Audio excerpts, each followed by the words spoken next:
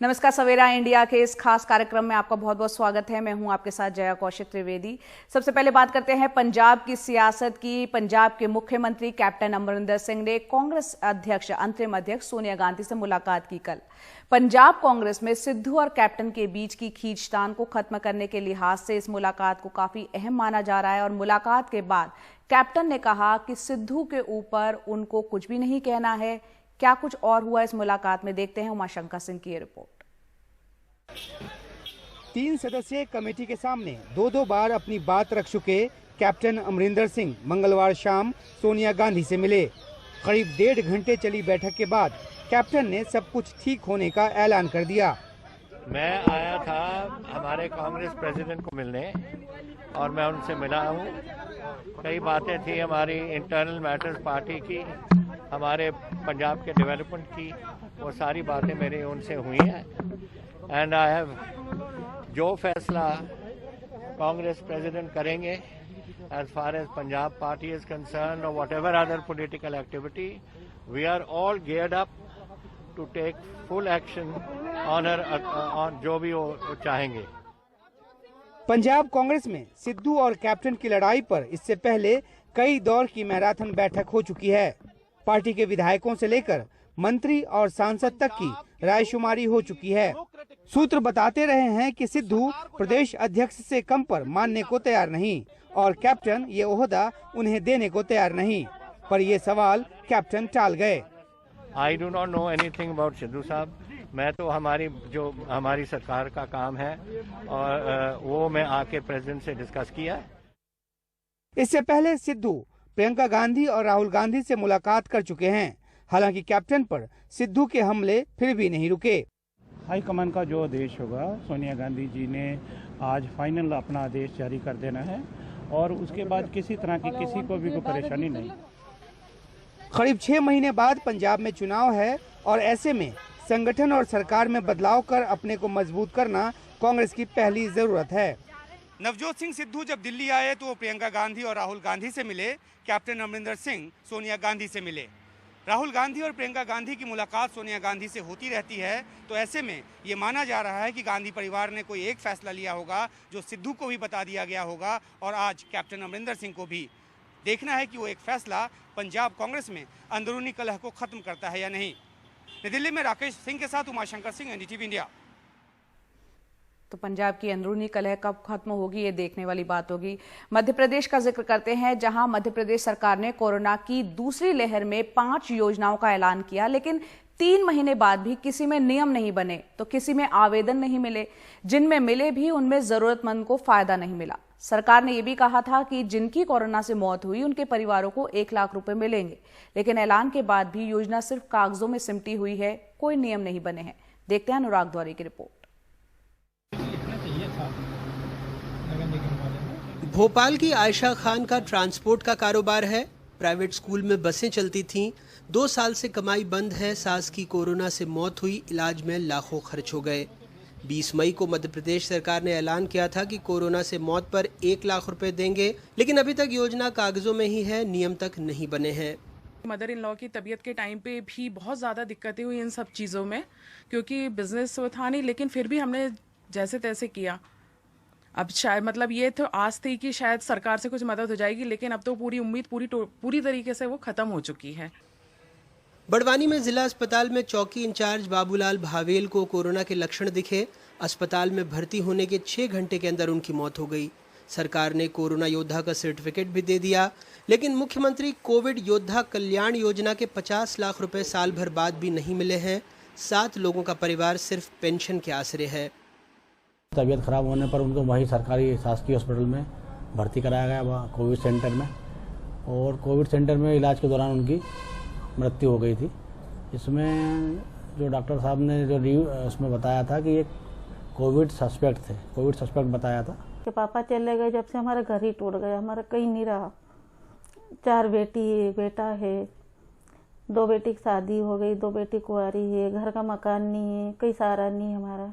हम घर के 4 सदस्य पॉजिटिव पाए गए। पापा के साथ में 2 जवान थे, दोनों जवान पॉजिटिव पाए गए। पापा के जाने के बाद हमें पॉजिटिव आने के कारण पापा का कोई कार्यक्रम नहीं किया गया, कुछ नहीं किया गया। तो फिर हम पापा पॉजिटिव नहीं थे तो फिर हम पॉजिटिव कैसे आ गए। सुरेश सेजवाल टीकमगढ़ में एसडीओपी थे। पहली लहर में खूब काम किया, लगातार सड़क पर अपनी टीम का हौसला बढ़ाते रहे।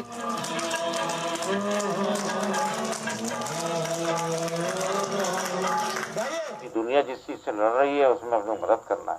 कोई भूखा है, कोई बेचारा क्या है, उसको खाना खिलाना है। काम के दौरान ही ब्रेन हैमरेज हो गया, मौत हो गई।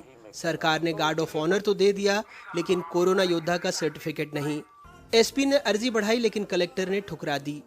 कोई मदद मिली, जबकि माननीय मुख्यमंत्री महोदय द्वारा उनकी कल्याण निधि योजना के जो कवरेज क्षेत्र थे उसमें स्पष्ट लिखा है कि कोरोना ड्यूटी के दौरान यदि आकस्मिक दुर्घटना से मृत्यु होती है तो उसको कोरोना योद्धा घोषित किया जाएगा। तो यह मौत भी एक आकस्मिक दुर्घटना है, क्योंकि ड्यूटी के ही दौरान मृत्यु हुई है। तो मैं भी इसकी हकदार हूँ, मेरे पति को भी कोरोना योद्धा घोषित किया जाना चाहिए। मध्य प्रदेश में कोरोना से 150 से ज्यादा पुलिसकर्मियों की मौत हुई है। 112 पुलिसकर्मी पहली लहर में, जबकि 40 की दूसरी लहर में मौत हुई। 12,000 से ज्यादा पुलिसकर्मी संक्रमित हुए, लेकिन अभी तक सिर्फ 7 पुलिसकर्मियों को ही 50 लाख रुपए का मुआवजा मिला है। 27 की अर्जी ठुकरा दी गई। कोरोना की विभीषिका में अपनी जान हथेली पे लेके समाज की सेवा में लगे थे। 152 पुलिसकर्मियों की मृत्यु कोरोना के संक्रमण से हुई है, लेकिन ये सरकार शिवराज की मात्र 7 लोगों को, पुलिस वालों को मृतक मान रही है, क्योंकि हर परिवार को 50-50 लाख रुपए देना पड़ेंगे, एक एक को नौकरी देना पड़ेगी। इसलिए अरे जिन लोगों ने जान हथेली पे रखी शिवराज भैया, उनके साथ दुर्व्यवहार मत कर। मुकेश खरे की पत्नी प्रीति खरे भोपाल के हुजूर तहसील में पटवारी थीं। कभी नाके पर चेकिंग तो कभी गांव में कोरोना जांच में लगी रहीं। ड्यूटी निभाते हुए नवंबर में कोरोना संक्रमित हुई। इलाज में 8 से 9 लाख रुपए खर्च हो गए। तन मन धन से वो टूट गए, लेकिन सरकार की कोरोना योद्धाओं के लिए चलाई गई योजना से कोई लाभ नहीं मिला। अब बात हुई थी कोरोना योद्धा योजना की, तो कोरोना योद्धा योजना के लिए हमने काफ़ी कोशिश करी। कलेक्टर साहब ने भी एक आवेदन हमने दिया था, वो शासन को भेजा, पर वो शासन से निरस्त हो गया। सभी जगह मैंने संपर्क करा, मंत्री जी के यहाँ भी संपर्क करा, राजस्व मंत्री के यहाँ, मुख्यमंत्री जी के यहाँ भी संपर्क करा, सभी जगह आवेदन दिए, पर उनका ये कहना है कि ये योजना 30 अक्टूबर को ख़त्म हो गई थी, इसलिए आपकी जो डेथ हुई है वो 1 दिसंबर को हुई है, इसलिए आपको इस योजना का लाभ नहीं दिया जाएगा। मध्य प्रदेश सरकार ने कोरोना में 5 भारी भरकम ऐलान तो कर दिए, लेकिन हकीकत देखिए। मुख्यमंत्री कोविड योद्धा कल्याण योजना, ड्यूटी के दौरान सरकारी कर्मचारी की मौत पर परिजनों को 50 लाख रुपए अनुकंपा नियुक्ति का प्रावधान था। पहली लहर में 38 मामलों में 19 करोड़ रुपए का भुगतान हुआ। दूसरी लहर में 94 आवेदन आए। मुख्यमंत्री कोविड-19 विशेष अनुग्रह योजना 1 मार्च 2021 से 30 जून 2021 तक लागू। सारे सरकारी कर्मचारी जिनको तनख्वाह राज्य की संचित निधि से मिलती है वो पात्र थे। 5 लाख रुपए तक की मदद का प्रावधान था, लेकिन पेंच ये है कि ग्रेच्युटी और एक्सग्रेशिया की राशि 50 लाख रुपए से अधिक होगी तो कोई अनुग्रह राशि नहीं मिलेगी। हकीकत 39 आवेदन मिले। मुख्यमंत्री कोविड-19 अनुकंपा नियुक्ति 1 मार्च से लेकर 30 जून 2021 में सरकारी कर्मचारी की मौत पर आश्रित को अनुकंपा नियुक्ति का प्रावधान था। 14 आवेदन आए, नियुक्ति किसी को नहीं मिली। मुख्यमंत्री कोविड-19 बाल सेवा योजना 1 मार्च से 30 जून 2021 तक लागू। माता पिता या अभिभावक की मौत पर 18 साल से कम उम्र के बच्चे को 5,000 रुपए प्रति माह की मदद। मुफ्त शिक्षा 395 आवेदन मिले, 323 पात्र, 228 की सहायता मंजूर हुई। 5वीं योजना कोरोना में मृत व्यक्ति के परिवार को 1 लाख रुपए की मदद। 20 मई को ऐलान हुआ, लेकिन अब तक न नियम बने न आवेदन आए। अभी नियम ही नहीं आए। मंत्री जी फिर भी घोषणा कर रहे हैं कि सब वायदे पूरे होंगे। देखिए, हमारी सरकार ने जो जो योजनाएं लागू की हैं, जिन जिन की घोषणा की है, वो अमली जामा पहनेगी। ये कमलनाथ की सरकार नहीं है जो मुख्यमंत्री के हवाई जहाज खरीदने की योजना बनाती है और मुख्यमंत्री के ऐशो आराम की योजना तो बनाती है, पर जनता की सुविधा की संबल योजना बंद कर देती है। कांग्रेस की सरकार नहीं, आप फिक्र मत करो। पॉजिटिव होने के 60 दिनों के अंदर मौत पर ही परिजनों को मदद मिलेगी। इन योजनाओं की राह में बड़ा रोड़ा है। पुलिस से लेकर पब्लिक तक सरकार ने सबके लिए बड़े बड़े वायदे किए, घोषणाएं की, लेकिन कुछ यूं ही कि तुम्हारी फाइलों में गांव का मौसम गुलाबी है, मगर ये आंकड़े झूठे हैं, ये दावा किताबी है। बड़वानी से मुनाफ और भोपाल से कैमरा पर्सन रिजवान खान के साथ अनुराग द्वारी, एनडीटीवी इंडिया। ब्रेक के बाद आपका स्वागत है। बात करते हैं कोरोना के बाद ब्लैक फंगस के कई केस आए थे और ब्लैक फंगस के बाद अब एक और नई समस्या यहां पर खड़ी हो गई है। दरअसल कोविड से रिकवर होने के बाद मरीजों में बोन डेथ के मामले देखने को मिल रहे हैं। ये एक ऐसी मेडिकल कंडीशन होती है जिसमें इंसान की हड्डियां कमजोर होने लगती हैं और फिर सड़ने गड़ने लगती है। इस बीमारी का मुख्य कारण भी स्टेरॉयड को बताया जा रहा है। जीवन रक्षक स्टेरॉयड अब कोविड से ठीक हुए कई मरीजों में ऐसे दिक्कतें पैदा कर रहा है। देखते हैं पूजा भारद्वाज की रिपोर्ट। अब पोस्ट कोविड मरीज एवैस्कुलर नेक्रोसिस यानी बोन डेथ नाम की बीमारी के साथ मुंबई के अस्पतालों में पहुंच रहे हैं। एवैस्कुलर नेक्रोसिस एक ऐसी बीमारी है जिसमें हड्डियों तक पहुंचने वाले खून की सप्लाई स्थायी या अस्थायी रूप से बंद हो जाती है, जिसके कारण हड्डियों के टिश्यू मरने लगते हैं और हड्डियां कमजोर पड़ती हैं और गलना शुरू हो जाती हैं। हिंदुजा, फोर्टिस, जसलोक, वॉकहार्ट, सायन जैसे मुंबई के कई बड़े अस्पताल ऐसे मरीज देख रहे हैं और स्टेरॉयड को इसका एक बड़ा फैक्टर मान रहे हैं। हिंदुजा अस्पताल ने पिछली लहर से अब तक कुल ऐसे 19 मरीज देखे हैं, जिनमें से सिर्फ इस साल 16 मरीज पहुंचे हैं।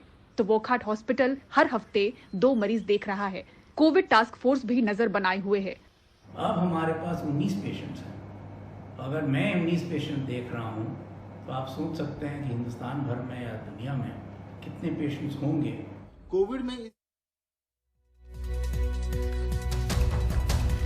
इस वक्त अहम खबर आ रही है। जाने माने अभिनेता दिलीप कुमार, उनका निधन हो गया है। वो काफी वक्त से बीमार चल रहे थे। 98 साल उनकी उम्र थी और लगातार उनकी पत्नी सायरा बानो ट्वीट के जरिए बताती रहती थी कि किस तरह से उनकी हालत में सुधार हो रहा है। लेकिन अब ये खबर ये आई है कि दिलीप कुमार का निधन हो गया है। मुंबई के हिंदुजा अस्पताल में निधन हुआ है। पाकिस्तान के पेशावर में उनका जन्म हुआ था। कई फिल्में उन्होंने दी है, देवदास, मुगले आजम, सौदागर, ऐसी कई फिल्में हैं जो आज भी लोगों के जहन से उतरी नहीं है। काफ़ी लंबे वक्त से वो बीमार चल रहे थे, यहाँ तक कि बताया जा रहा है कि एक बार वो अस्पताल से होके वापस घर आए थे और एक बार फिर से उनको अस्पताल में भर्ती कराना पड़ा था। उन्हें सांस लेने में तकलीफ भी हो रही थी और अब खबर ये है कि खार के जो हिंदुजा अस्पताल है वहाँ उनका लंबी बीमारी के बाद निधन हो गया है।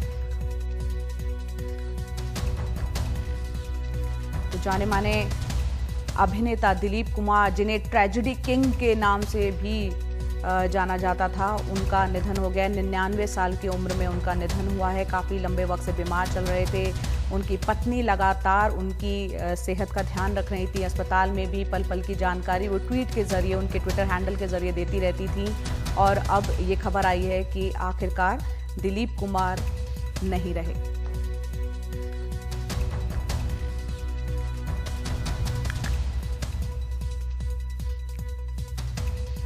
तो एक युग का अंत कह सकते हैं। जिस तरह की अदाकारी उन्होंने की और बहुत से नए एक्टर्स जो है उनको फॉलो करते थे, जिस सादगी से, जिस तरीके से वो उनका अभिनय रहता था, बेहद हमेशा ये याद किए जाएंगे। और तमाम बॉलीवुड जगत जो है अपने अपने अंदाज में उनको अब श्रद्धांजलि देता हुआ नजर आ रहा है। मुंबई के हिंदुजा अस्पताल में उन्होंने दम तोड़ा है।